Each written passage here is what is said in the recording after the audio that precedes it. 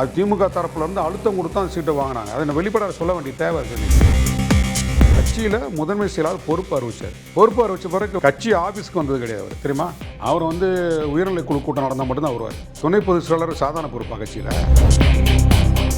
Max Gold, cash for gold. Call 044-4545-4545. குறைந்த விலை நிறைந்த தரம், தங்கள் தேவைகள் அனைத்தும் ஒரே இடத்தில். ஜெயச்சந்திரன் முதன்மை செயலாளர் பொறுப்பு அவருக்கு அதிகபட்ச பொறுப்பு. அவருடைய தகுதிக்கேற்ற பொறுப்பு. அது இது கூடுதல் தகுதி தான் அவருக்கு. அவர் அப்படி ஒன்றும் இங்கே ஊர் ஊராக போயிட்டு சாதி ஒழிப்பு கடத்தில் போராடியவர் கிடையாது. அவர் ஊடக வெளிச்சத்தில் வந்தார். கடந்த 2021 சட்டமன்ற தேர்தலில் கூட எங்கள் தலைவராக கூப்பிட்டு அவருக்கு அந்த வாய்ப்பு கொடுக்கல. அது திமுக தரப்புலேருந்து அழுத்தம் கொடுத்து அந்த சீட்டை வாங்கினாங்க. அதை வெளிப்பட சொல்ல வேண்டிய தேவை இருக்குது. ஆலு ஷானவாஸ் அவர்கள் என்ன சொல்றாங்கன்னா, பகிரங்கமா நிறைய குற்றச்சாட்டை முன்வைக்கிறாரு. குறிப்பா கொஞ்சம் ரொம்ப நாளா கஷ்டப்பட்டு போராடி பெற்ற விஷயங்களுக்கு எதிராக நீங்க கடுமையான குரல் கொடுக்கவே இல்லை. கடந்த காலத்தில் திமுக அரசாங்கத்தில் விடுதலை சிறுத்தைகளுக்கு ஏற்பட்ட மனவலிகள் ஏராளம். எங்கள் தலைவரே பல முறை சொல்லியிருக்காரு, மனவலியோடு தான் நாங்கள் பயணிக்கிறோம்னு சொல்லியிருக்காரு. அதெல்லாம் எங்கள் கட்சியில் இருந்து பேசக்கூடியவர் பேசலாம் இல்லையா? அதை பேசலை. திமுகவோடு பயணிக்கும் போது கம்ஃபர்டபுளா பயணித்தீங்க. ஆனா இப்போ ஒரு நெருக்கடி, ஒரு புழுக்கத்தோடய பயணிக்கிறீங்க. அவருக்கான கம்ஃபர்டபுளா இருந்துக்கலாம், எங்களுக்கு அப்படிலாம் இல்ல. அவர் இன்னும் உங்க கட்சியில தான் இருக்கிறாரு. தமிழகத்துல இருக்க இண்டி கூட்டணி ஜெயிச்சும் காமிச்சிச்சு. இப்ப அது ஒரு முகமே இல்லாம அழிந்து போய் கிடக்கு அப்படின்ற ஒரு வருத்தத்தை முன்வைக்கிறாங்க. அது காரணம் யாரு? இப்போ திமுக கூட்டணி கட்சியை திமுக ஒழுங்கு நடந்துச்சுன்னா கேட்க வேண்டியதானே? இவர் இன்னைக்கு சட்டமன்ற உறுப்பினர் இருந்தார்ல, அவருக்கு ஒரு பதிவு போட்டாரா? அவரு எங்களுக்கு ஒரு 10 இடங்கள் கொடுங்க பதிவு போட்டிருப்பாரா? ஊடகங்களை போய் பேட்டி கொடுத்துருப்பாரா? ஒரு 8 சீட்டுக்கு கூட அவர் கெஞ்ச விட்டாங்க, அலைய விட்டாங்கன்னு எங்கேயா பேசியிருப்பாரா? இன்னைக்கு உதயநிதி என்ன பேசுறாரு? சோபா மாடல்னு சொல்லி எங்களை கிண்டல் பண்ணி எவ்வளோ இழிவுபடுத்துற, கொச்சைப்படுத்துறாரு. ஏன் உதயநிதி அவர் கண்டிக்க வேண்டியதானே? கட்சியில் முதன்மை செயலாளர் பொறுப்பு அறிவிச்சார். பொறுப்பு அறிவிச்ச பிறகு கட்சி ஆஃபீஸ்க்கு வந்தது கிடையாது. அவர் தெரியுமா, அவர் உயர்நிலை குழு கூட்டம் நடந்தால் மட்டும்தான் வருவார். துணை பொதுச் செயலாளர் சாதாரண பொறுப்பாக கட்சியில். விடுதலை சிறுத்தைகள் கட்சியோட நிலைப்பாடு என்ன? தலைவர் எழுச்சி தமிழுடைய சிந்தனை என்ன? அவர் எதை நோக்கி பயணிக்கிறாரு? எவ்வளவு மன வருத்தப்பட்டு இன்னைக்கு சொல்லிட்டு இருக்காரு. இன்னும் சில விஷயங்களை உடச்சி பேசல. திமுகவுக்கு எதிராக பேசினார்னா நல்லா இருக்காது. நாகரிகம் கருதி அமைதியா இருக்கிறாரு. நீட்டுக்கு எதிராக ஆர்ப்பாட்டம் நடத்துறாரு, அவர் கலந்துக்கல. அவரு பாலாஜி முன்னாள் எம்எல்ஏ, அவர் சிபிஐ அலுவலகத்தில் போய் குரல் கொடுத்ததா? சிபிஐ அலுவலகத்தில் குரல் கொடுக்கிறவரு விடுதலை சிறுத்தைகள் கட்சி நடத்தின ஆர்ப்பாட்டத்துக்கு ஏன் நீ வரல? அவர் எதை நோக்கி போறாரு? அப்ப அவர் எதை நோக்கி போட்டுங்க, அது அவருடைய ஜனநாயக உரிமை. அதுதான் அவர் சொல்றாரு. எனக்கு கருத்து, நான் சொல்ற கருத்தை திருமாவளவன் அவர்கள் ஆதரிப்பாரு. அந்த ஜனநாயகம் கட்சிக்குள்ள இருக்கு. ஒவ்வொரு நேரத்திலையும் என்ன அழைத்தார்கள். அவர் பேசுறது ஸ்டேட் பாலிடிக்ஸ்ங்க. கட்சி விடுதலை சிறுத்தைகள் கட்சிக்கான அரசியல் பேசணும். 5 மீடியா நேயர்களுக்கு வணக்கம். தற்போது நம்மிடையே விசிகாவிலிருந்து திரு பாவலன் அவர்கள் இணைந்திருக்கிறார்கள். பேச நிறைய விஷயங்கள் இருக்கு, பேசலாம். சார் வணக்கம். வணக்கம். கிட்டத்தட்ட 60 நாட்கள் கிட்ட ஆயிடுச்சுன்னு நினைக்கிறேன் இந்த அரசாங்கம் அமைந்து. 60 நாட்களாக விசிகாவும் தொடர்ந்து பயணிச்சுட்டு இருக்கீங்க. எப்படி இருக்கு தாவேகாவின் ஆட்சி? பெருசாக விமர்சிப்பதற்கு வாய்ப்பில்லை. புதிய கட்சி, புதிய ஆட்சி, போக போகத்தான் அவங்களுடைய செயல்பாடு என்னன்னு தெரியும். பட்ஜெட்னு சொல்கிறோம் இல்லையா, அது நிதிநிலை அறிக்கை தாக்கல் செய்த பிறகு தான் ஒரு அரசாங்கத்தினுடைய செயல்பாடுகளை நம்ம எடை போட முடியும். ஒரு துறை சார்ந்த செயல் திட்டங்களை அவங்க நடைமுறைப்படுத்துவதற்கான முன்னெடுப்பு, அதுக்கு ஒதுக்கக்கூடிய நிதிகள், அதுலேருந்து தான் சூடு பிடிக்கும். எந்த அரசாங்கம் அமைஞ்சாலுமே நிதிநிலை அறிக்கைக்கு பிறகு தான் அந்தந்த துறைகள் ரொம்ப தீவிரமாக செயல்பட இருக்கும். இதுவரை ஏற்கனவே என்ன நடைமுறை இருந்ததோ அது அப்படியே இந்த அரசு தொடர்ந்துட்டு இருக்காங்க. பட்ஜெட்டுக்கு பிறகு நம்ம பார்ப்போம். இப்போ நம்ம தெளிவாக சொல்லணும் அப்படின்னா, கொள்கை சார்ந்த முடிவுகளில் தாவேகா மீது பெரிய விமர்சனங்கள் 2 நாளாக எழுந்துட்டு இருக்கு அப்படிங்கிறத பார்க்க முடியுது. குறிப்பாக விசிகாவில் இருக்கும் ஆலு ஷானவாஸ் அவர்கள் பாஜக இயக்குது தமிழக அரசு அப்படின்ற ஒரு பெரிய குற்றச்சாட்டை முன் வச்சிருக்கிறாருங்கிறத பார்க்க முடியுது. அவர் அப்படி சொல்கிறாரு, ஆனால் விசிகாவில் தான் அவரோட பயணம் தொடர்ந்து இருக்குது. விசிகா தாவேகாவோட தொடர்ந்து பயணித்துட்டு இருக்குங்கிறத பார்க்க முடியுது. இது எதன் காரணமாக, இல்லை நிஜமாலே கொள்கையில் சமரசம் நடந்துட்டு இருக்கா? இதை எப்படி எடுத்துக்கலாம் நம்ம? இல்லை, கொள்கையில் பெருசாக சமரசம் ஆகிட்டாங்க அப்படிலாம் சொல்ல முடியாது. ஆனால் அவங்களுக்கு ஒரு தேவை இருக்கிறது. இப்போ திமுக தீவிரமாக பாரதிய ஜனதாவை எதிர்த்தது போல் இவங்க உடனடியாக அப்படி எதிர்க்க முடியாது. ஏன்னா திமுகவுக்கு இன்றைக்கி நாடாளுமன்றத்தில் எம்பிக்கள் இருக்காங்க. ஒரு அகில இந்திய அளவில் ஒரு செல்வாக்கு பெற்ற கட்சி திமுக. அப்போ அவங்க கொள்கையை சார்ந்து அவங்க நிலைப்பாட்டில் ரொம்ப உறுதியாக இருந்தாங்கன்றதில் மாற்று கருத்து இல்லை. ஆனால் இன்றைக்கு தாவேகாக்கு அந்த மாதிரி ஒரு பின்புலம் இல்லை. ஒரு திமுகவுக்கு இருக்கக்கூடிய பின்புலம் வந்து தாவேக்காக்கு இல்லை. அப்போ அவங்க கிடைத்த அந்த வாய்ப்பை ரொம்ப சிறப்பாக வந்து நடத்தணும், 5 ஆண்டுகள் வந்து எந்த விதமான இடையூறு இல்லாமல் கொண்டு போகணும் அப்படின்னா இப்போதைக்கு கொஞ்சம் நெளிவுசிலுவான ஒரு நடைமுறையை கையாளுறாங்க. இது வரைக்குமே வந்து கட்சிக்கான நிதிகளை வந்து அவங்க வந்து உருவாக்கலை தாவேக்கா. ஆனால் திமுகவுக்கு வந்து கட்சி நிதின்றது வந்து ஒரு அடிப்படையாக அவங்க வந்து உருவாக்கி வச்சுருக்காங்க. பல முறை வந்து தமிழ்நாட்டை ஆண்ட கட்சி ஒரு திட்டத்தை செயல்படுத்துவதற்கு போதுமான நிதி ஆதாரங்களை வந்து உருவாக்கக்கூடிய வலிமை வந்து திமுகவுக்கு இருந்தது. அதனால தான் ஒன்றிய அரசை வந்து அவங்க சவால் விட்டாங்க. நிதி கொடுக்கலான்னா கூட நாங்கள் வந்து சமாளிச்சுக்கிறோம் அப்படின்ட்டு இங்கே இருக்கக்கூடிய ஒவ்வொரு துறைகளையும் வந்து கிடைக்கக்கூடிய வருவாயை வச்சு பண்ணாங்க.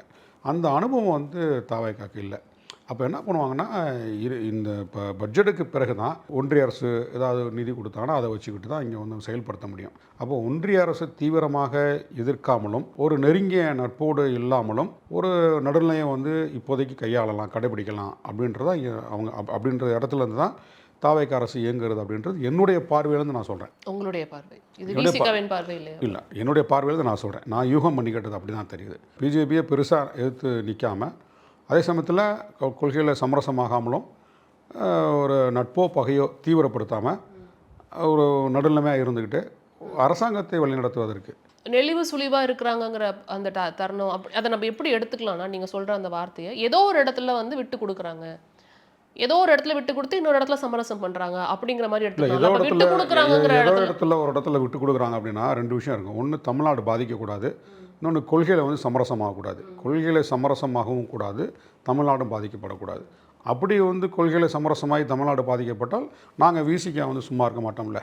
எங்களுக்கு விடுதலை சிறுத்தைகளுக்கு வந்து கொள்கை தானே முக்கியம். அப்போ அந்த அடிப்படையிலேருந்து நாங்கள் வந்து தாவேக்காவை வந்து நாங்கள் கையாளக்கூடிய இடத்துல நாங்கள் இருக்கிறோம். என்ன பண்ணுறாங்க அப்படின்றது இப்போ நான் மறுபடியும் சொல்லக்கூடிய விஷயம் வந்து பட்ஜெட்டுக்கு பிறகு தான் அவங்களுடைய இந்த அரசினுடைய சரியான நிலைப்பாடு என்னன்னு நமக்கு தெரியும். ஆனால் இப்போ ஆலு ஷானவாஸ் அவர்கள் என்ன சொல்கிறாருன்னா, பகிரங்கமாக நிறைய குற்றச்சாட்டை முன்வைக்கிறாரு. குறிப்பாக வந்து தமிழ்தாய் வாழ்த்து பாடலில் வந்துட்டு இப்போ 3ஆவதாக மனோன்மணியம் சுந்தரராஜன் பல்கலைக்கழகத்தில் பாடினதாக இருக்கட்டும், தேசிய பாடலை வந்துட்டு 2 தடவை வந்துட்டு பாடினதாக இருக்கட்டும் சட்டசபையில், இதெல்லாம் வந்துட்டு விட்டு கொடுத்துட்டீங்க. கொஞ்சம் ரொம்ப நாளாக கஷ்டப்பட்டு போராடி பெற்ற விஷயங்களுக்கு எதிராக நீங்கள் கடுமையான குரல் கொடுக்கவே இல்லை. அந்த மனோன்மணியம் சுந்தரராஜன் பல்கலைக்கழகத்தோட வேந்தர் சொல்கிறப்ப இல்லை நான் அதை பாடலைன்னா வழக்கு பாயும் அப்படின்னு சொல்கிறாரு.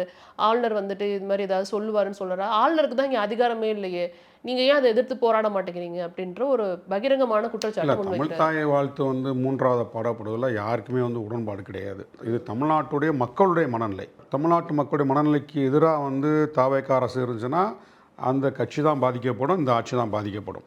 இப்போ வந்து ஒரு அமைச்சர் மாண்புமிகு அமைச்சர் நிர்மல்குமார் வந்து அன்றைக்கே கண்டனம் தெரிவித்தார். இது ஆளுநர் செய்கிறது வந்து ரொம்ப அத்துமீறல், எங்களுக்கு ஆளுநருடைய இந்த நடவடிக்கை எங்களுக்கு வந்து உடன்பாடு இல்லைன்னு சொல்லிட்டு கண்டித்து தான் பேசியிருக்காங்க.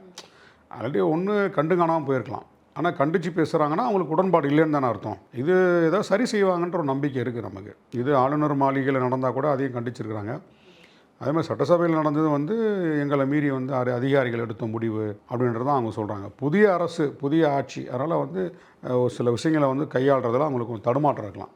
நம்ம இதை மட்டுமே பிரதானமாக முன்னிலைப்படுத்திக்கிட்டு ஒரு அரசாங்கத்தை வந்து தொடர விடாமல், செயல்பட விடாமல் முட்டுக்கட்டை போடுவது, விமர்சனம் பண்ணுவது வந்து அது சரியான ஒரு ஜனநாயக பார்வையாக இருக்காது. இப்போ எங்கள் தலைவர் எழுச்சி தமிழர் 5 ஆண்டுகள் இந்த ஆட்சி வந்து நீடிக்கணும்னு சொல்லியிருக்காரு. இந்த ஆட்சி நீடிப்பதற்கு நாங்கள் உறுதுணையாக இருப்போம்னு வந்து சொல்லிட்டாரு. அதே சமயத்தில் தவறுகள் நடக்கும்போது நாங்கள் தட்டியும் கேட்குறோம். இப்போ கடந்த காலத்தில் திமுக அரசாங்கத்தில் விடுதலை சிறுத்தைகளுக்கு ஏற்பட்ட மனவலிகள் ஏராளம்.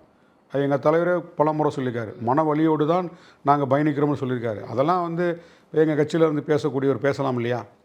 அதை பேசலை. எங்கள் கட்சியோட நிலைப்பாட்டுக்கு எதிராக அவர் பேசுகிறது தான் எங்களுக்கு ஒரு ஆச்சரியமாக இருக்குது. அவர் என்ன சொல்கிறாருன்னா, நான் சொல்கிறதுல எந்த தனிப்பட்ட கருத்தும் கிடையாது, நான் வந்து இந்த விமர்சனத்திலலாம் சரியான பார்வையில் தான் வைக்கிறேன், இதை வந்துட்டு திருமாவளவன் அவர்களும் ஒத்துக்கொள்வார் அப்படின்னு தான் சொல்கிறார். இது அவருடைய பார்வையாக இருக்குங்க. அது அவர் ஒவ்வொருத்தருக்கும் ஒரு பார்வை இருக்கும். அதெல்லாம் அவருடைய பார்வை இருந்தால் இருந்து போட்டோம். ஆனால் ஒரு கட்சியோட தலைமை, விடுதலை சிறுத்தைகள் கட்சி என்பது சும்மா ஒரு இயக்கம் கிடையாது.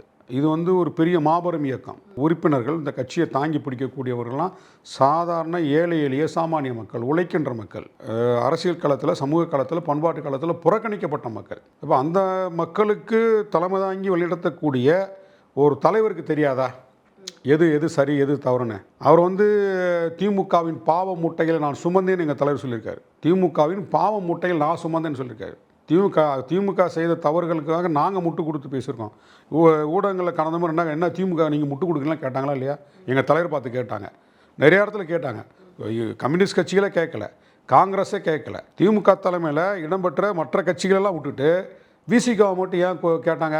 என்ன திமுகவுக்கு முட்டு கொடுக்குறேன் முட்டு கொடுக்குறேன். எங்கள் தலைவர் கூட பெருந்தன்மையாக சொன்னார், நாங்கள் திமுகவுக்கு முட்டு கொடுக்க வேண்டிய அவசியம் இல்லை, அது ரொம்ப ரொம்ப ஒரு வலிமையான கட்சி அப்படிலாம் பெருந்தன்மையெல்லாம் சொல்லியிருக்காரு. அந்த அளவிற்கு திமுக மீது சுமத்தப்பட்ட எல்லா விமர்சனங்களுக்கும் விடுதலை சிறுத்தைகள் முன்களத்தில் நின்று எங்கள் தலைவர் வந்து கடந்த 5 ஆண்டுகள் ஆட்சியை வந்து காப்பாற்றி கொடுத்தாரு. திமுக கடந்த 5 ஆண்டுகள் ரொம்ப கம்ஃபர்டபுளாக அந்த ஆட்சி போச்சு அப்படின்னா, கடந்து போனாங்கன்னா அதுக்கு வந்து எங்கள் தலைவர் தான் வந்து அந்த ஆட்சியை வந்து அந்த ஸ்பேஸை உருவாக்கி கொடுத்தாரு. அவ்வளோ வந்து நடத்தின மாநாடுகள் பாரதிய ஜனதாவுக்கு எதிரானதான். நாங்கள் நடத்தின அத்தனை மாநாடுகளுமே சனாதனத்துக்கு எதிரானதான். இது விசிகா தமிழ்நாட்டில் வலிமை இருக்கும்போது தான், வலிமையோடு செயல்படும் போது தான் திமுக ஆட்சியை கடந்த 5 ஆண்டுகளில் எந்த தொந்தரவும் இல்லாமல் இருந்தது. எல்லாம் நினச்சா நாங்கள் விசிகா இல்லைன்னா திமுக ஆட்சியை கலைச்சி விட்டுருப்பாங்க, திமுக ஆட்சியை டிசால்வ் பண்ணியிருப்பாங்க. ஆனால் அந்த இடத்துல இது காப்பாற்றினது விசிகா எங்கள் தலைவர் தான். அப்போ அப்படிப்பட்ட இடத்துல இருந்து திமுகவை காப்பாற்றி திமுகவை 2021 வெற்றி பெற வைத்து ஆட்சி அதிகாரத்தில் அமர வைத்த விடுதலை சிறுத்தைகளுக்கு திமுக செய்தது என்ன? ஒரு 8 இடங்களுக்கே எங்கள் தலைவர் எவ்வளோ எப்படி நடத்தினீங்க? திமுக கூட்டணியில் 2வது பெரிய கட்சி வந்து விசிகா தான். 234 தொகுதிகளும் வாக்காளர்களை கொண்ட கட்சி. நீங்கள் என்ன கொடுத்தீங்க? கிட்டத்தட்ட ஓராண்டுகளுக்கு மேலாக எங்கள் தலைவர் என்ன சொன்னார்? இரட்டை இலக்கத்தில் போட்டியிட சொன்னாரா இல்லையா? நாங்களும் ஊடகங்களை பதிவு பண்ணோம். என்னை போன்ற ஆட்கள்லாம் பேசும்போது நாங்கள் இரட்டை இலக்கத்தில் போட்டியிடலாம் பேசணும். ஆனால் இரட்டை இலக்கம்ன்ற 10 சீட்டாவது இரட்டை இலக்கம் தானே. 10வது கொடுத்தீங்களா? 10வது கொடுத்தீங்களா? தொடங்கும் போதே அந்த 6ல் தான் தொடங்குறீங்க பேச்சுவார்த்தையில். எவ்வளோ தியாகம் பண்ணியிருக்கோம் திமுகவுக்காக, புரியுதா உங்களுக்கு? இன்றைக்கி திமுகவுக்கு விசிகாவில் முக்கிய பொறுப்பில் வந்துட்டு திமுகவுக்கு வக்காலத்து வாங்கி பேசுகிறவர் இன்றைக்கி இஸ்லாமியர் ஓட்டு பூரா வந்து தாவேகாவுக்கு போயிருக்கு. அப்போ அவர் இஸ்லாமியர் தானே. அப்போ விடுதலை சிறுத்தைகள் கட்சி தான் இஸ்லாமியர்களுக்கான கட்சி. தலைவர் எழுச்சி தமிழர் தான் அந்த காலத்தில் இந்த காலம் வரைக்கும் வந்து இஸ்லாமியர்களுக்காக போராடிட்டு இருக்காருன்னு இஸ்லாமியர் மத்தியில் போய் அவர் பிரச்சாரம் பண்ண வேண்டியதானே. எத்தனை இஸ்லாமியர்களை வந்து கூட்டிகிட்டு வந்தார் கட்சிக்கு? ஒரு இஸ்லாமியரோட கட்சிகளை சேர்க்கவே இல்லை. அவர் இஸ்லாமியர்களை கட்சிகளை கூட்டிகிட்டு வருவார்னா அந்த வாய்ப்பை கொடுத்தோம். அவர் என்ன சொல்கிறாருன்னா, நீங்கள் திமுகவோடு பயணிக்கும் போது கம்ஃபர்டபுளாக பயணித்தீங்க, ஆனால் இப்போ வந்து ஒரு நெருக்கடி ஒரு புழுக்கத்தோடய பயணிக்கிறீங்க. அவருக்கு வேணா கம்ஃபர்டபுளாக இருந்துக்கலாம், எங்களுக்கு அப்படிலாம் இல்லை. அதாவது அவர் இன்னும் உங்கள் கட்சியில் தான் இருக்கிறாரு, இருந்துட்டு போட்டுங்க. நான் என்ன சொல்ல வரேன்னா, நான் ஒப்பீட்டளவில் திமுக செய்த சாதனைகளை நான் வந்து குறைத்து மதிப்பிடலை. தலைவர் கலைஞர் காலத்திலேருந்து பேரறிஞர் அண்ணா, தலைவர் கலைஞர், இன்றைக்கி தளபதி மு க ஸ்டாலின் ஆட்சி காலம் வரைக்கும் ஏராளமான திட்டங்களை கொண்டு வந்தாங்க, தமிழ்நாட்டை வளர்த்தெடுத்தாங்க, அது வேறு. ஆனால் விடுதலை சிறுத்தைகள் அந்த கட்சியில் நீண்ட காலமாக பயணிக்கிறோம். ஒரு சாமானிய உழைக்கின்ற ஏழை எளிய மக்களின் முகமாக இருக்கக்கூடிய இந்த கட்சிக்கு என்ன நீங்கள் மரியாதை கொடுத்துருக்கீங்க? எங்கள் தலைவர் ஒரு இடத்துல ஒரு பொதுக்கூட்டத்தில் பேசும்போது எங்கள் தலைவர் சொல்கிறாரு, எனக்கு மரியாதை கொடுக்குறாங்க, எனக்கு வந்து இப்போ எங்கேயாவது போனால் அண்ணன் வாங்கின தலைவரேன்னு சொல்லி மரியாதை கொடுக்குறாங்க. ஆனால் நான் சார்ந்திருக்கக்கூடிய இந்த சமூக மக்களுக்கு மரியாதை கொடுக்கல, எங்கள் கட்சிக்காரங்களுக்கு மரியாதை கொடுக்கல. ஒரு சிலர் இப்போ திமுகவில் பார்த்தீங்கன்னா ஒரு சில அமைச்சர்களாக இருந்த ஒரு சில மாவட்ட செயலாளர் தான் எங்கள் கட்சிக்காரர்கள் மதிப்பாங்க. பெரும்பாலான ஆட்கள் வந்து எங்கள் கட்சி மாவட்ட செயலாளர்கள் மதித்ததே கிடையாது. எங்கள் கட்சியோட மாவட்ட செயலாளர்கள் போனாங்கன்னா கூட்டணி கட்சியில் கூடிய மற்ற மாவட்ட செயலாளர் கொடுக்கக்கூடிய மரியாதை எங்கள் கட்சி மாவட்ட செயலாளர் கொடுத்ததே கிடையாது. அதனால நீங்கள் பயணித்தீங்க தானே? அவங்களோட பயணித்தோம். ஏன் பயணித்தோம்னா, மதசார்பற்ற முற்போக்கு கூட்டணி உருவாக்குவதில் எங்கள் தலைவருடைய பங்கு முக்கியமான பங்கு. பாரதிய ஜனதா வந்துடக்கூடாது. அப்போ பாரதிய ஜனதா வந்து தமிழ்நாட்டில் வராமல் தடுக்கிறதுல ஒரு வலிமையான கட்சி வந்து இங்கே வந்து திமுக இருக்குது, கொள்கை சார்ந்து நிற்கிறாங்க. அப்போ அதே ஒத்த கொள்கையில் இருக்கக்கூடிய விசிகா, இடதுசாரிகள், இப்போ காங்கிரஸுக்கு நேர் எதிரி பாஜக, அப்போ காங்கிரஸ், இந்த கூட்டணி வந்து வலிமையாக இருந்தால் தான் பாரதிய ஜனதா தோற்கடிக்க முடியும்னு சொன்னாங்க. அந்த அடிப்படையில் தான் உங்களுக்கு இந்த தேர்தலில் பாஜகவை தோற்கடிச்சு. அதை தான் அவரும் சொல்கிறாரு. அதாவது ஒட்டுமொத்த இந்தியாவிலே இண்டி கூட்டணி வந்து தமிழகத்தில் தான் வந்து ரொம்ப ஸ்ட்ராங்காக இருந்தது. தமிழகத்தில் இருக்க இண்டி கூட்டணி வந்து ஜெயிச்சும் காமிச்சிச்சு. இப்போ அது வந்துட்டு ஒரு முகமே இல்லாமல் அழிந்து போய் கிடக்கு அப்படின்ற ஒரு வருத்தத்தை வந்து முன்வைக்கிறாருங்க. அது காரணம் யாரு? இப்போ கூட்டணி கட்சியை வந்து திமுக ஒழுங்கு நடந்துச்சுன்னா கேட்க வேண்டியதானே? இவர் இன்னைக்கு சட்டமன்ற உறுப்பினர் இருந்தார்ல, அவருக்கு ஒரு பதிவு போட்டாரா? அவர் எங்களுக்கு வந்து ஒரு 10 இடங்கள் கொடுங்க பதிவு போட்டிருப்பாரா? எங்கே தொடர்ந்து ஊடகங்களை பேசுகிறார்ல, ஊடகங்களை போய் பேட்டி கொடுத்துருப்பாரா? தேர்தலுக்கு பிறகு திமுக வந்து எங்களுக்கு வந்து 10 இடங்கள் கொடுக்கல, 10க்கு மேற்பட்ட இடங்கள் கொடுக்கல, எங்கள் தலைவர் வந்து ஒரு மரியாதையை நடத்தலை, ஒரு 8 சீட்டுக்கு கூட வந்து அவர் கெஞ்ச விட்டாங்க, அலைய விட்டாங்கன்னு எங்கேயா பேசியிருப்பாரா? பதிவு போட்டிருப்பாரா? இன்றைக்கி வந்து உதயநிதி வந்து என்ன பேசுகிறாரு? சோபா மாடல்னு சொல்லி எங்களை கிண்டல் பண்ணி எவ்வளோ இழிவுபடுத்துகிற கொச்சைப்படுத்துறாரு. ஏன் உதயநிதி அவர் கண்டிக்க வேண்டியதானே? கட்சியில் நீங்கள் ஒரு முக்கிய பொறுப்பு கொடுத்து வச்சுருக்க இந்த இந்த இந்த பொறுப்பே முதன்மை செயலாளர் பொறுப்பே அது அவருக்கு அதிகபட்ச பொறுப்பு, அவருடைய தகுதிக்கேற்ற பொறுப்பு. அது இது கூடுதல் தகுதி தான் அவருக்கு. அவர் அப்படி ஒன்றும் இங்கே ஊர் ஊராக போயிட்டு சாதி ஒழிப்பு காலத்தில் போராடியவர் கிடையாது. அவர் ஊடக வெளிச்சத்தில் வந்தார். கடந்த 2021 சட்டமன்ற தேர்தலில் கூட எங்கள் தலைவராக கூப்பிட்டு அவருக்கு அந்த வாய்ப்பு கொடுக்கல. அது திமுக தரப்புலேருந்து அழுத்தம் கொடுத்து அந்த சீட்டை வாங்கினாங்க. அதை வெளிப்படையாக சொல்ல வேண்டிய தேவை இருக்குது. இன்றைக்கி 2021 தேர்தலையே அவருக்கு கொடுத்த வாய்ப்பு என்பது இவர் ரொம்ப ரொம்ப சிறந்த களப்பணியாளர், சிந்தனையாளர்னு சொல்லி எங்கள் தலைவர் கொடுக்கல. திமுக தரப்புலேருந்து பயங்கரமாக அழுத்தம் கொடுத்து தான் 2021 அந்த சீட்டை பிடிக்கிட்டு போனார். இல்லை, திருமாவளவன் அவர்கள் அப்படி ஒரு முடிவெடுக்கக்கூடிய ஒரு தலைவர் இல்லை. மற்ற கட்சி ஒரு அழுத்தம் கொடுக்குதுங்கிறதுனால தன்னுடைய வேட்பாளரை தேர்ந்தெடுக்கக்கூடியவர். திமுகலேருந்து அவருக்கு ரெக்கமெண்ட் பண்ணுறாங்க. ரெக்கமெண்ட் பண்ணுறாங்க. அப்போ ஒரு இஸ்லாமியர் இவர் வேலை செய்வார், இஸ்லாமியர்கள் கட்சிகளில் கூட்ட வருவார், கட்சி வேலையில் இழுத்து போட்டு பார்ப்பான்னு கொடுத்தோம். எங்கள் தலைவர் கொடுத்தாரு. அவர் அப்படி ஒன்றுமே இல்லையே. நேரம் ஊடக விவாதங்களில் பங்கெடுப்பார். எம்எல்ஏ பதவி கிடச்சிது, எம்எல்ஏ வந்தார். வேறு என்ன கட்சிக்கு என்ன அவர் வேலை பார்த்தாரு? எதுவுமே இல்லைல்ல. இன்றைக்கி நம்ம என்னென்னா, சரி தேர்தலில் இப்போ எங்கள் தலைவர் வாய்ப்பு கொடுக்கல, கட்சியோட நிலைப்பாட்டின் கருதி தான் எங்கள் தலைவராக எடுத்த முடிவில், எங்கள் கட்சியோட உயர்நிலைக்குழு எடுத்த முடிவு தான். கட்சியில் முதன்மை செயலாளர் பொறுப்பு அறிவிச்சார். பொறுப்பு அறிவிச்ச பிறகு கட்சி வேலை எங்கே செஞ்சுருக்காரு? அவர் கட்சி ஆஃபீஸ்க்கு வந்தது கிடையாது. அவர் தெரியுமா? கட்சி அலுவலகத்துக்கு அவர் வந்ததே கிடையாது. அவர் உயர்நிலைக்குழு கூட்டம் நடந்தால் மட்டும்தான் வருவார். துணை பொதுச் செயலாளர் சாதாரண பொறுப்பா? கட்சி அலுவலகத்தில் உட்கார்ந்தது கிடையாது. இன்றைக்கி முதன்மை செயலாளர் சாதாரண பொறுப்பா?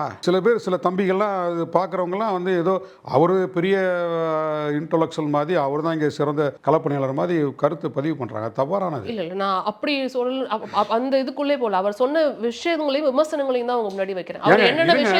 அவர் என்னென்ன விமர்சனங்கள் எல்லாம் வைத்தார் அப்படின்னா, இப்போ அடுத்ததாக சொல்லணும்னா, தமிழ் உணர்வு மிக்க தமிழ் மாநிலத்தோடின் மீது அக்கறை கொண்ட அதிகாரிகள் யாரையும் பக்கத்தில் வச்சுக்கலாம். மாறா தேர்தல் ஆணையம் நியமித்த ஒரு அதிகாரியை இப்போ வரைக்கும் கண்டினியூ பண்ணுறாங்க.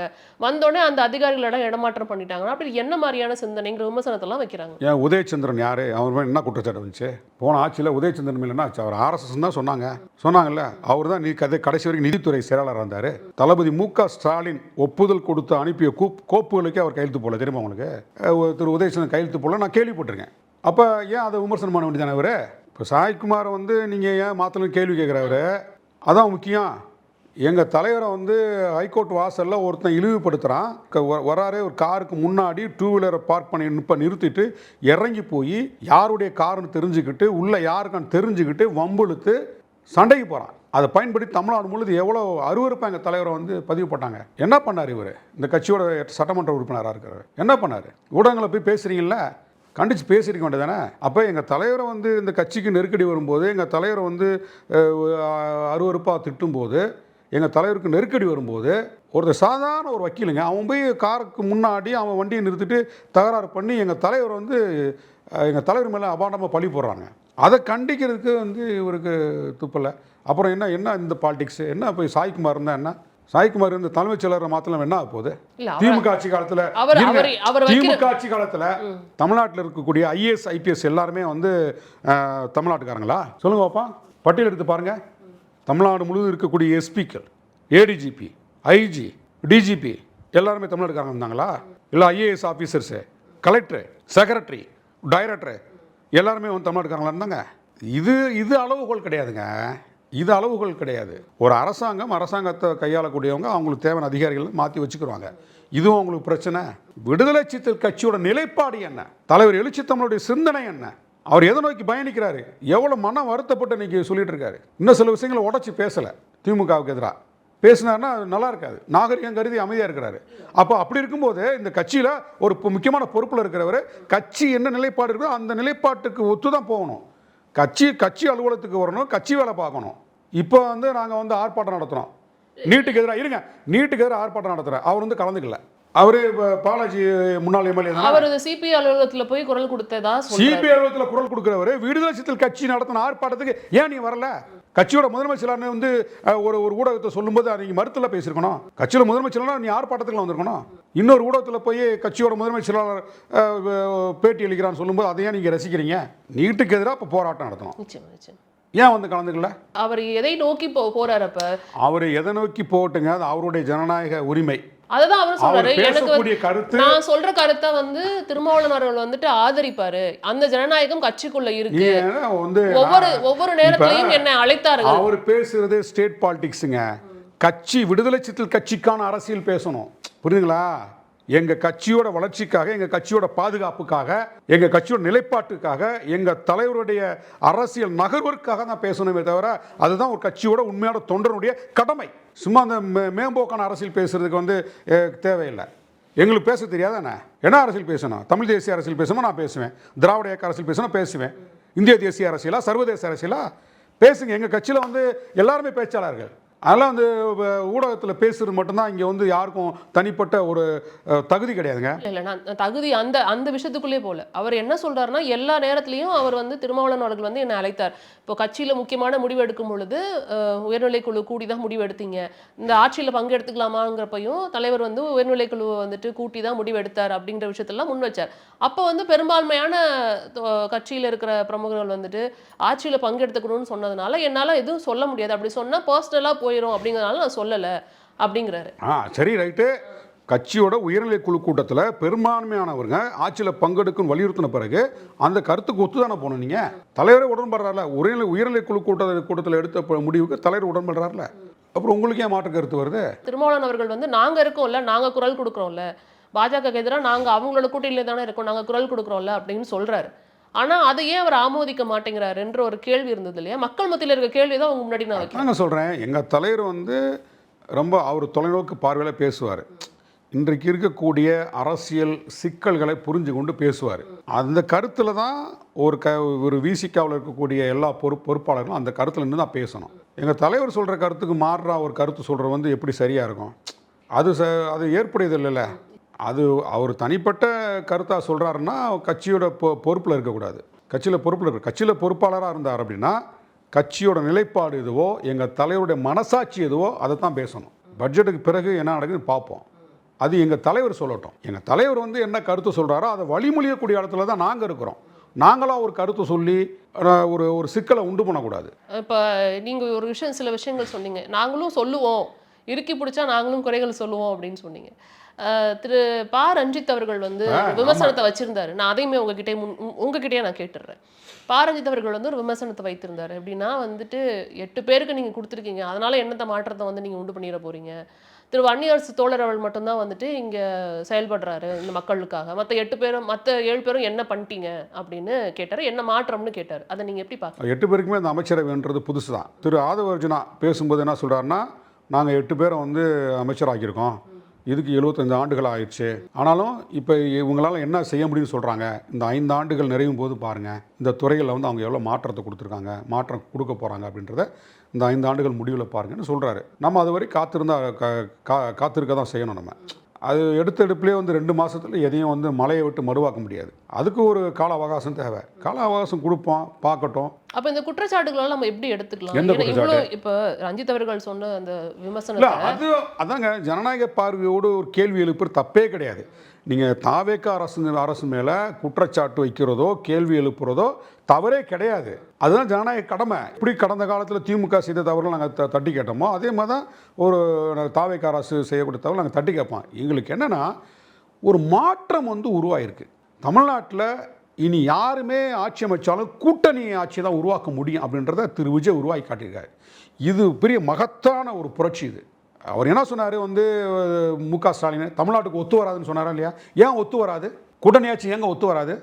திமுக வீழ்ச்சிக்கு திமுக தோல்வி காரணம் அவங்க எடுத்த நிலைப்பாடு தான். எங்களை கூட்டணி கட்சிகளை ஒழுங்காக கையாண்டிருக்கணும், மரியாதை கொடுத்துருக்கணும். கூட்டணி ஆட்சின்னு போன முறை சொல்லி பார்த்துருக்கணும், சொல்லியிருக்கணும். 2026 தேர்தலில் வந்து நாங்கள் வந்து கூட்டணி அரசாங்கத்தை அமைப்புன்னு சொல்லியிருந்தா இன்றைக்கி திமுக தோற்றுருக்காது. புரியுதா உங்களுக்கு? ஒரு நலத்திட்டங்கள் மட்டுமே வந்து இங்கே மாற்றத்தை கொடுக்காது. எம்ப்ளாய்மெண்ட்டு திமுக செய்த பெரிய பிழை வந்து அவங்க வந்து எம்ப்ளாய்மெண்ட்டே செய்யலை, அதாவது வேலைவாய்ப்பு வந்து உருவாக்கலை.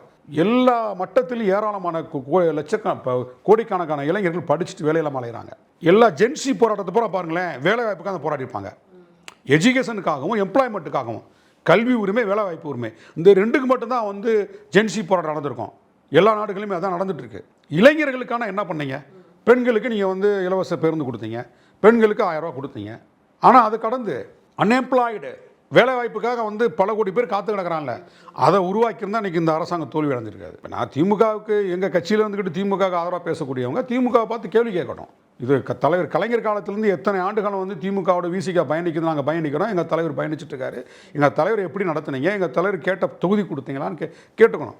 ஒரு தலையாரி வேலை வாய்ப்பு வாங்க முடியல எங்களால். புரியுங்களா உங்களுக்கு? இதே இடத்துல திமுக ஆட்சி காலத்தில் நாங்கள் இருந்த இடத்துல பாட்டாளி மக்கள் கட்சி இருந்திருந்தாலோ அல்லது வந்து மதிமுக இருந்திருந்தாலோ அல்லது தேமுதிக இருந்தாலோ எங்கள் நடத்துகிற மாதிரி அவங்க நடத்திருப்பாங்களா? சொல்லுங்க பார்ப்போம். பாமக மட்டும் அந்த இடத்துல இருந்துச்சுன்னா உங்களை ஆக்கியிருப்பாங்க. அவங்க சொன்னவங்கள தான் எஸ்பியாக போடணும், அவங்க சொன்னவங்கள தான் கலெக்டராக போட்டிருக்கணும், அவங்க கொடுக்குற லிஸ்ட்டு பூரா அதிகாரியாக நியமிக்கணும். கடந்த காலத்தில் மருத்துவர் ராமதாஸ் தானே செஞ்சார். தலைவர் கலைஞருக்கு குடைச்சல் கொடுத்தாரா இல்லையா? கூட்டணி வச்சுக்கிட்ட ஜெயலலிதாவோட கூட்டணி வச்சுட்டு குடைச்சல் கொடுத்தாரா இல்லையா? நாங்கள் 5 வருஷம் குடைச்சல் கொடுத்தோமா? என்ன பண்ணி கொடுத்துட்டீங்க? இடஒதுக்கீடு வந்து எல்லா துறைகளையுமே வந்து இடஒதுக்கீடு இருக்குது, நிரப்பப்படலை. எஸ்சிஎஸ்டி ரிசர்வேஷனை வந்து ஃபில்லப் பண்ணவே இல்லை. பேக்லாக் வேக்கன்சி சொல்லக்கூடிய பின்னடைவு காலி பணியிடங்களை திமுக அரசு பூர்த்தி செய்யவே இல்லை. தாழ்த்தப்பட்டவருக்கான அந்த இடங்களை வந்து பூர்த்தி செய்யலை. இதை வந்து போன 2021 தேர்தல் வெற்றியும் போது எங்கள் தலைவர் வந்து அறிக்கையாக கொடுத்து தளபதி மு.க. ஸ்டாலின்ட்டே வந்து கோரிக்கை வச்சோம். அவர் வந்து ஒரு குழுவை போட்டார். எல்லா துறைகளும் இருக்கக்கூடிய காலி பணியிடங்களை வந்து பட்டியல் கொடுங்கன்னு பட்டியல் எடுக்கிறதுக்காக ஒரு குழுவை போட்டார். அந்த குழுவோட வேலை என்னாச்சு? போடவே இல்லையே. அப்ப இவ்வளவு முரண்பாடுகளோட தான் பயணிச்சு இருந்திருக்கீங்க. இவ்வளவு இருக்கு. இப்ப இவர் பேசுறவரை அதெல்லாம் கேட்டுக்கணுமா இல்லையா? அதை பேசணுமா இல்லையா? திமுக பார்த்து கேள்வி எழுப்புங்க, வேணான்னு சொல்ல. நீங்கள் தாவேக்கா பார்த்து கேள்வி எழுப்புங்க, தாராளமாக எழுப்புங்க. உங்கள் ஜனநாயக கடமை தான். திமுக தரப்புலையும் அந்த கேள்வி வைங்கன்னு சொல்கிறோம். எங்கள் தலைவர் சொன்னாரா இல்லையா? எங்கள் தலைவர் சொன்னாருங்க, மன வலியோடு தான் திமுகவோட பயணிக்கணும்னு சொன்னார். அந்தளவுக்கு நடத்துனாங்க. இப்போ அவருடைய பெருந்தன்மையால் தான் நிறைய விஷயங்கள் பேசாமல் அமைதியாக இருக்கிறார். இல்லை, நான் நிறைவாக இந்த கேள்வியோடு முடிக்கணும்னு நினைக்கிறேன். அதாவது திரு நல்லக்கண்ணு அவர்கள் சிலையை திறப்பதற்கு வந்து திமுக எதிர்க்கட்சி தலைவர் உதயநிதி ஸ்டாலின் தான் போயிருக்கிறாருங்கிறத பார்க்க முடியுது. வீரபாண்டியன் அவர்கள் வந்து கொள்கையுடன் திமுகவோட பயணிப்போங்கிற வார்த்தையெல்லாம் முன் வச்சிருக்கிறாருங்கிறத பார்க்க முடியுது. அப்போ இங்கே கூட்டணி கட்சிகள், அதாவது ஆதரவு நிலைப்பாட்டில் இருக்கிற கூட்டணி கட்சிகளோட நிலைப்பாடு மாறுதா? என்ன நடக்குது உள்ள? இல்லை, இது தேர்தல் முடிவிலிருந்தே சொல்கிற கருத்து தான். தோழர் வீரபாண்டியன் ஒன்று புதுசாக ஒன்று சொல்லலை. அங்கே தோழர் நல்லக்கண்ணு ஐயாவுடைய சிலையை திறந்தது திமுக காரங்க தான், திமுக ஆதரவாளர்கள். கம்யூனிஸ்ட் கட்சி திறக்கலை, திமுக ஆதரவாளர்கள் வந்து அந்த சிலையை திறந்தாங்க. அதில் வந்து இப்போ திமுக ஆதரவாளர்கள் யாரை கூப்பிடுவாங்க? உதயநிதியை கூப்பிட்ருக்காங்க. அவர் வந்து ஐயா நல்லக்கண்ணு வந்து இந்திய கம்யூனிஸ்ட் கட்சினால இந்திய கம்யூனிஸ்ட் கட்சியிலேருந்து தோழர் வீரபாண்டியன் கூப்பிட்ருக்காங்க. மார்க்சிய கம்யூனிஸ்ட் கூட கூப்பிடலாங்க. புரியுங்களா உங்களுக்கு? அப்போ அந்த இடத்துல அவர் சொல்கிறாரு, அங்கே என்னென்னா திமுக, அதிமுக, தாவேக்கா மூன்றுமே ஜனநாயகத்துக்கான கட்சின்னு சொல்கிறாரு. அதை என்டாஸ் பண்ணார். திமுக எப்படியோ அதிமுக அது போல் தான் வந்து தாவேக்கா மூன்றையுமே நாங்கள் ஜனநாயக கண்ணோட்டத்தில் பார்க்குறோம். அப்படி தான் அவர் வந்து அங்கே முன்மொழிகிறார். கொள்கை அடிப்படையில் இப்போ வந்து திமுக வந்து மாநில மும்மொழி கொள்கையை எடுத்து நிற்கிறாங்க. அதே மாதிரி மாநில சுயாட்சியை பேசுகிறாங்க. அது எல்லாருக்கும் உடன்பாடு தானே. அந்த அடிப்படையில் அதை வந்து அதை என்டாஸ் பண்ணுறது தான். ஸோ சரியான பாதையில் தான் பயணிச்சுட்டு இருக்கிறாங்க அப்படின்னு. நாங்கள் சரியான பாதையில் பயணிச்சுட்ருக்கோம். 5 ஆண்டுகள் தாவேக்காவுக்கு வந்து எங்கள் ஆதரவு வந்து நீடிக்கும். இந்த அரசாங்கத்துக்கு நாங்கள் வந்து ஆதரவு கொடுத்துருக்கோம். தவறு நடந்தால் சுட்டி காட்டுவோம். நிச்சயமாக சார். ஸோ நிறைய விஷயங்கள் பகிர்ந்துருக்கீங்க, நிறைய சந்தேகங்களுக்கு விடை கொடுத்துருக்கீங்க அப்படின்னு பார்க்க முடியுது. உங்களோட நேரத்திற்கு ரொம்ப நன்றி. Thank you so much. Max Gold, cash for gold. Call 044-4545-4545. குறைந்த விலை, நிறைந்த தரம், தங்கள் தேவைகள் அனைத்தும் ஒரே இடத்தில். ஜெயச்சந்திரன்.